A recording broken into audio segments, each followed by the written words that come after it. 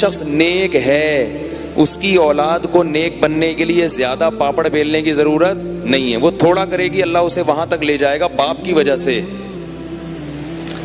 تو یہ والدین کا جو تقوی ہے نا یہ ٹرانسفر ہوتا ہے کس میں؟ اولاد میں.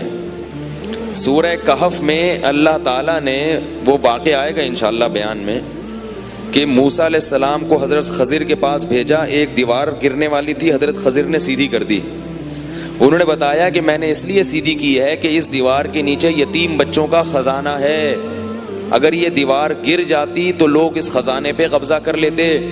اللہ نے مجھے کہا کہ اس دیوار کو سیدھا کرو کیونکہ کانا ابوہما صالحا, ان بچوں کا باپ نیک آدمی تھا.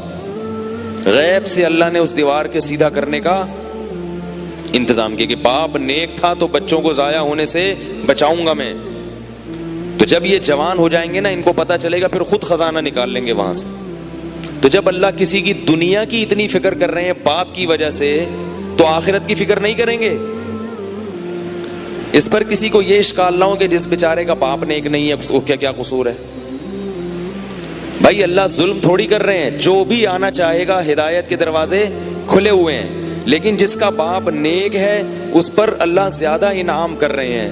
تو اللہ زیادہ تو دے سکتے ہیں نا کسی کو کہ بھائی یہ تو تمہاری محنت کی وجہ سے اور یہ تمہارے ابا کی وجہ سے. تو اب آپ دیکھو نا اسحاق علیہ السلام کو نبوت کیوں ملی؟ کیونکہ وہ ابراہیم علیہ السلام کے بیٹے تھے, اللہ کے خلیل کے بیٹے تھے. یعقوب علیہ السلام کو نبوت کیوں ملی؟ بولو نا, اسحاق علیہ السلام کے بیٹے اور ابراہیم علیہ السلام کے پوتے. پھر اس یعقوب علیہ السلام کے بیٹوں میں یوسف علیہ السلام کو کیوں مل رہی ہے؟ کیونکہ یعقوب علیہ السلام اللہ کے نبی ہیں, عبادت گزار ہیں, اللہ سے دعائیں مانگتے ہیں. دوسرا کوئی کر نہیں رہا نا اپنی اولاد کے لیے یہ کچھ. تو اللہ کہتے ہیں جو کرے گا اس کی اولاد کو نواز دوں گا. نبوت اللہ کا خاص فضل ہے جس میں انسان کے ارادے کا اور اختیار کا دخل نہیں ہوتا. تو یعقوب علیہ السلام یعنی ہوتا یہ ہے کہ نیک لوگ جو ہوتے ہیں نا وہ چونکہ نیک جب ہی ہوں گے جب اپنی اولاد کے لیے دعائیں بھی مانگتے ہوں. تو وہ اتنی دعائیں مانگ چکے ہوتے ہیں کہ اللہ ان کی اولاد کو غریبی میں بہت ساری چیزیں